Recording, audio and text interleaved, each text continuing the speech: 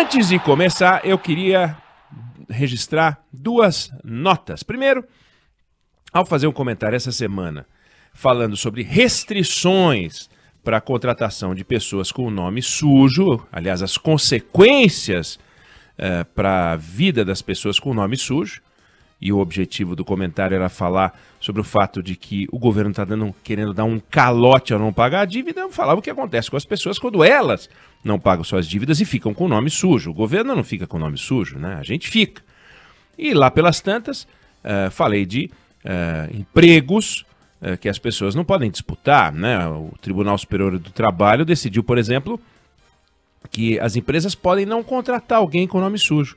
E falei sobre concurso público não é exceção, mas que em outros casos sim, e citei a Casa da Moeda como uma das empresas que não contrata. Caso a pessoa esteja com nome sujo, a Casa da Moeda mandou uma mensagem dizendo: opa, peraí, não estamos nessa lista não. Então, registrar que a Casa da Moeda não faz parte dessa lista. Outra nota, antes de entrar no nosso assunto, que eu queria dar, diz respeito Débora Alfano. A posse do ministro, do senador, que se tornou ministro da Casa Civil, Ciro Nogueira, o nomão do Centrão. E ele fez um discurso, que é uma coisa curiosa, porque tem gente que tem o dom da oratória, né? Políticos que quando começam a falar, eles envolvem as pessoas, não importa o que eles estão falando, pode estar enrolando, enganando, mas eles são muito talentosos. E tem outros que são melhor nos bastidores. E na hora de fazer um discurso, são pessoas mais esforçadas. Preferem não falar de improviso para não se atrapalhar. E é o caso do Ciro Nogueira, famosíssimo pelo talento nos trabalhos de bastidor, no horário comercial, fora do horário comercial. Ele é muito bom nas conversas ao pé de ouvido. Na hora de falar, ele às vezes se atrapalha, ele estava muito nervoso. Então, a gente tem um trechinho do discurso dele para mostrar o nervosismo. Primeiro, ele fala o nome do presidente de um jeito especial. O primeiro nome do presidente, observa como ele fala. E, na sequência, ele faz uma confusão com o uso do verbo ao tentar saudar as pessoas que compareceram e prestigiaram a sua aglomerada posse. Vamos ouvir? Senhor presidente Jair Messias Bolsonaro, primeira-dama Michele Bolsonaro, presidente do Conselho Pátria Voluntária, vice-presidente Hamilton Mourão, senador Rodrigo Pacheco, presidente do Congresso Nacional, na pessoa que eu saudo, todos os senadores e senadoras, meus companheiros e companheiras, deputado, meu querido amigo e irmão Arthur Lira, presidente da Câmara dos Deputados, aqui eu saudo, aqui, também sair um pouquinho do protocolo, meu amigo Benedito Lira, que eu saudo a todos os deputados e deputadas. Então, haja saldo, hein? Não é? Jair Messias Bolsonaro. Ele falou Jair Messias Bolsonaro, tá nervoso. E depois, ele falou a quem eu saldo. Quer dizer, a quem eu saúdo é a quem eu cumprimento. Agora, a quem eu saldo é a quem eu pago. Então, talvez, num ato falho, ele esteja dizendo que a partir de agora vai saldar as dívidas que na função de Casa Civil ele vai conseguir pagar, né? A quem eu saldo. E a partir dessa posse, saldarei ainda mais. Vou poder pagar várias dívidas políticas, quem sabe. Então, vai ver, foi um ato falho. Quem sabe numa próxima oportunidade ele saúde, em vez de dizer a quem eu saldo. Mas foi uma curiosidade na posse da quarta-feira. Eu queria, no entanto, convidar você, ouvinte querido, ouvinte querida, a pensar comigo uma forma dinâmica de enxergar um assunto, né? Um ângulo dinâmico, um crivo que é bom a gente adotar para não se atrapalhar na hora de interpretar um fato. Eu não quero orientar você a interpretar um fato do jeito que eu interpreto. Eu quero só que você passeie comigo por essa reflexão. Tem evento que a gente olha e condena, tem evento que a gente olha e aplaude, mas muitas vezes a gente condena ou aplaude porque adota uma visão prévia sem pensar que podemos olhar algo como uma fotografia e podemos olhar o mesmo episódio como parte de um filme que já aconteceu, está acontecendo, ainda vai acontecer. E aí é importante a gente tomar esse cuidado porque às vezes a fotografia é muito ruim, mas o filme pode não ser tão ruim assim. Por exemplo, o número de mortos por Covid, média dia agora, baixou de 900. É um número alto, Já teve dia no ano passado que, ao chegar a esse patamar, a gente tremeu. Por quê? Porque como o filme vinha acelerando. Então a fotografia em si, 900, dá medo. Mas como o filme antes vinha acelerando, agora está desacelerando. Ou seja, como o filme, 900 ou abaixo de 900, é uma notícia positiva. Se a gente tivesse no ano passado, a gente estaria subindo para a casa dos 900, rumo a 1.000. E a gente passou 1.000, passou 2.000. A gente foi em frente, foi lá para cima. Então, como fotografia, puxa vida, 900 mortes por dia, ou quase 900 mortes por dia, é uma barbaridade.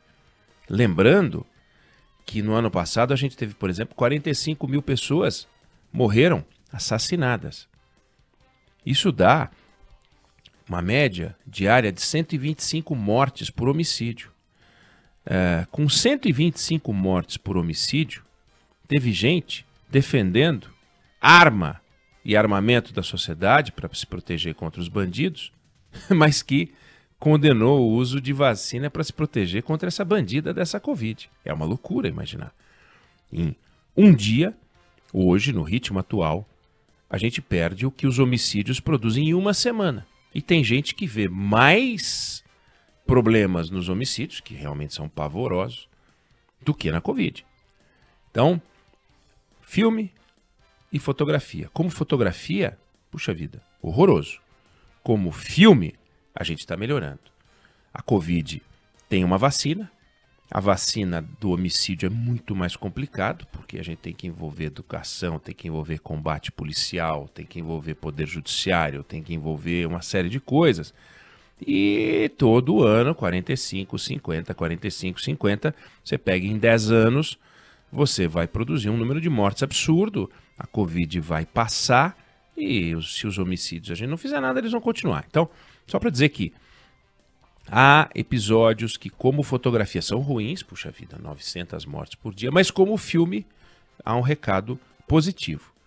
Tem o oposto também. A fotografia é positiva, mas o filme é ruim. Então, a adesão do presidente Bolsonaro ao Centrão, porque é o contrário, né? Não é o Centrão que aderiu ao governo Bolsonaro. Vamos combinar. O Centrão já estava no Palácio do Planalto quando o presidente Bolsonaro chegou. Só que ele ficou um tempinho fora, tirou férias e tal, mas foi o presidente que foi lá e deu aquele abraço gostoso. Vem cá, Ciro. Né? Foi o presidente. O Ciro estava lá no Senado. No discurso dele, ele até falou um negócio que dá vontade de rir, né? Ele fala assim, seria muito mais fácil para mim ficar no Senado cuidando da representação do Piauí, imagina. Como se ele estivesse fazendo um sacrifício extraordinário de ocupar aquele cargo. Ele deve estar rodando aquela cadeira assim, zim para um lado, zim para o outro lado. Ei, cheguei, viva! Mas a fotografia é boa. O presidente da República aderindo ao Centrão, aumentando, intensificando a sua relação com a base política. Todo presidente tem que intensificar a relação com a base política. Só que o filme das relações institucionais do presidente da República é pavoroso. É um filme de terror. Seria bom que fosse uma comédia, mas é um filme de terror. Porque nós somos os personagens. Seria comédia se fosse uma republiqueta inexistente, ficção científica, e tivesse um presidente dando as declarações que esse aí dá, mas no filme, né, é um ator, depois ele vai representar outro papel, pode representar o papel de um palhaço, né, de um assassino, de um lutador, né, de um herói, seja lá o que for. Mas é uma loucura a gente imaginar que o presidente da República, ele continua, apesar de ter aderido ao Centrão, apesar de ter dado, né, espaço para o Centrão, espaço que o Centrão cobrou dele e ele entregou, ele continua a esculhambar o Supremo Tribunal Federal, continua a esculhambar o Tribunal Superior Eleitoral, continua a esculhambar senadores, deputados, ou seja, as relações institucionais do presidente da República continuam a ser horrorosas. E de vez em quando parece que dá uma acalmada, não sei o que ele faz, o que toma, dá umas acalmadas. De repente, ele volta com aquele jeito dele, estabanado, agressivo e tal. Aí, as pessoas reagem, né? Então, volto a dizer, como fotografia foi bom, ele aderiu ao Centrão, mas olha o filme. O presidente do Supremo Tribunal Federal teve que dizer, olha, esquece, não vamos conversar mais. Aliás, não tem nada que conversar, né? Poderes ficarem conversando entre si. Poderes conversam trabalhando. O judiciário julga, o executivo executa, o legislativo legisla. E não é conversando. No horário de trabalho não é para conversar, é para trabalhar. Aliás, quanto mais eles conversam, menos eles trabalham. Então, a gente vê que o presidente trabalha pouco, volta para casa cedo, tem tempo, né, para ficar fazendo live, rede social, né? É interessante, ele está sempre conversando com os apoiadores na luz do dia, normalmente, né? Porque ele não trabalha tanto assim. Não é importante também que o presidente trabalhe muitas horas, ele não ganha por hora, né? Ganha por produtividade, por conduzir o país e tal. Pelo menos deveria ser assim. Então, ele teve um manifesto em defesa do sistema eleitoral, houve essa reação, né, do meio empresarial, do poder judiciário. Então, tudo parte de um filme ruim. E a situação se complica ainda mais quando, por exemplo, a fotografia é ruim e o filme também é ruim. É o caso das emendas constitucionais que não andam, fotografia ruim, dentro de um filme ruim. O Brasil aprovou 100 e tantas emendas constitucionais desde que a Constituição de 88 foi aprovada, e se você conseguir tirar dali meia dúzia de 8 ou 10 que prestam para alguma coisa de interesse da sociedade, é muito. O resto dá aos policiais, cria as polícias penais federais dos estados e Distrito Federal. Interesse deles, sabe? Dispõe que as ilhas da União com sede nos municípios são dos respectivos municípios. Puxa vida, que coisa importantíssima, né? Um negócio assim que realmente impõe que o presidente do STF seja presidente do Conselho Nacional de Justiça. Nossa, rapaz, que coisa maravilhosa, né? Amplia o número de tribunais regionais do trabalho. É para eles criarem cargos, né? Ganhar mais dinheiro e tal. Não tem nada a ver de interesse da sociedade aqui. Então você vai listando, a gente vai voltar a falar disso na semana que vem, para a gente seguir o programa.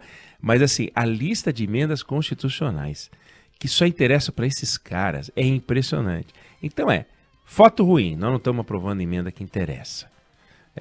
Aprovamos reforma da Previdência, aprovamos teto de gastos lá atrás, né? Estendemos os direitos trabalhistas aos trabalhadores domésticos, importantíssimo isso, né? Igualamos o trabalho rural ao urbano para fins judiciais, também é importante.